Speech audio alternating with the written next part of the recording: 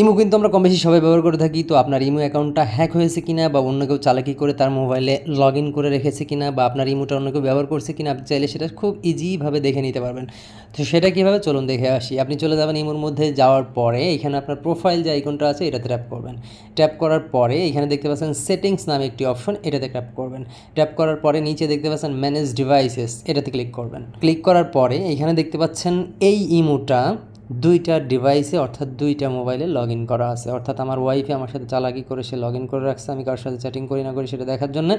তো এখানে দেখতে পাচ্ছেন অপ্পো একটি মডেলে আছে, এটা হচ্ছে আমার রানিং এই ডিভাইসটা, এবং ভিভো অর্থাৎ এটা হচ্ছে আমার ওয়াইফের। তো বুঝতেই পারতেছেন আমার এই অ্যাকাউন্টটা দুইটা ডিভাইসে অর্থাৎ দুইটা মোবাইলে চলতেছে। তো সেটা বন্ধ করবেন কীভাবে, এখানে দেখতেছেন মাল্টি ডিভাইস, এই অপশনটা যদি আমি ক্লিক করে দিই তাহলে কিন্তু সাথে সাথে এই ডিজেবল করে দেওয়ার সাথে সাথে ওই ডিভাইস থেকে লগ আউট হয়ে যাবে, সে আর চাইলেও ব্যবহার করতে পারবেন না। তো এভাবে কিন্তু আপনি দেখে নিতে পারবেন যে আপনার ইমো অ্যাকাউন্টটা হ্যাক হয়েছে কিনা বা অন্য কেউ চালাকি করে লগ ইন করে রাখছে কিনা, ব্যবহার করতেছে কিনা, এবং বন্ধও করে নিতে পারবেন। তো এই ছিল মূলত আজকে ভিডিওটি ভালো লাগলে অবশ্যই চ্যানেলটিকে সাবস্ক্রাইব করে রাখবেন, আর ফেসবুক পেজে দেখে থাকলে অবশ্যই পেজটি ফলো দিয়ে রাখবেন।